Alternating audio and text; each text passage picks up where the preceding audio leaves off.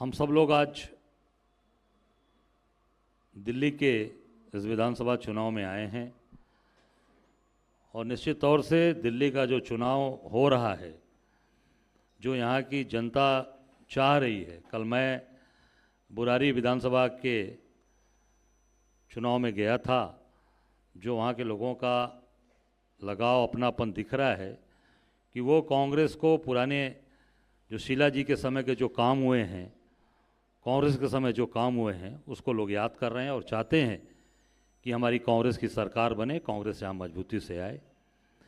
जैसा अभी अभय जी ने कहा कि हमारे घोषणा पत्र में जो आज जयराम रमेश जी ने घोषणा की है, हमारे नेताओं ने की है, प्रदेश अध्यक्ष जी देवेंद्र जी ने किया, उसी के तहत आज जो प्रमुख जो चीज़ें हैं उसके लिए हम सब लोग लगे हैं कि पूर्वांचल के लोगों के हितों की रक्षा करने के लिए एक अलग से मंत्रालय बनाएंगे, उनके लिए सब प्लान लाएंगे, जिसके लिए हम अलग से बजट आवंटित होगा। पूर्वांचल वासियों के स्वास्थ्य की शिक्षा, आर्थिक उत्थान, जीवन शैली को औसत से बेहतर बनाने का काम करेंगे। दूसरा जो है, हम सब लोग घोषणा पत्र में ये प्रावधान लाएंगे कि जैसे महाकुंभ हो रहा है उसी के तर्ज पर यहाँ पर हम छठ में भी यमुना जी के किनारे यहाँ पर हम लोग छठ के लिए एक बड़ा आयोजन करेंगे और एक स्थान हम यहाँ पर बनाकर उनको देंगे।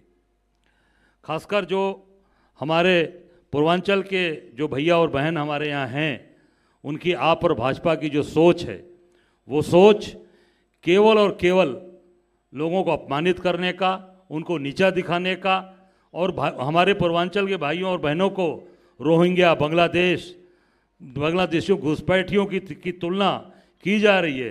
दूसरी तरफ केजरीवाल कहते हैं कि पूर्वांचलियों के फर्जी वोट जुड़वाए जा रहे हैं। पूर्वांचल लोग अपनी मेहनत, अपनी परिश्रम से हैं, यहाँ पर फर्जी नहीं है। उनको पीढ़ियाँ बीत गई यहाँ पर काम करते करते, और उनको यहाँ पर ये चीज़ें फर्जी दिखाई जा रही हैं। माँ यमुना को गंदा करने के लिए भी कहा उन्होंने कि जो कॉलोनियाँ बसी हैं उसमें पूर्वांचल के लोगों के द्वारा यमुना जी को गंदा किया जा रहा है। और ये वीडियो देख सकते हैं कि आप ये किस तरीके की चीज़ें इन्होंने बोला है केजरीवाल ने, आप देख सकते हैं।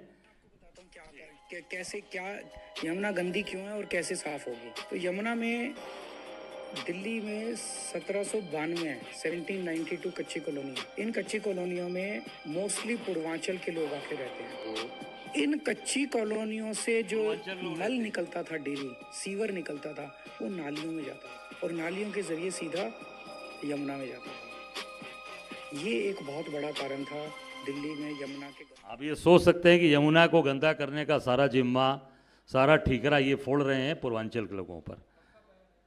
मुझे लगता है जब भी हो, अभी इन्होंने दिया होगा।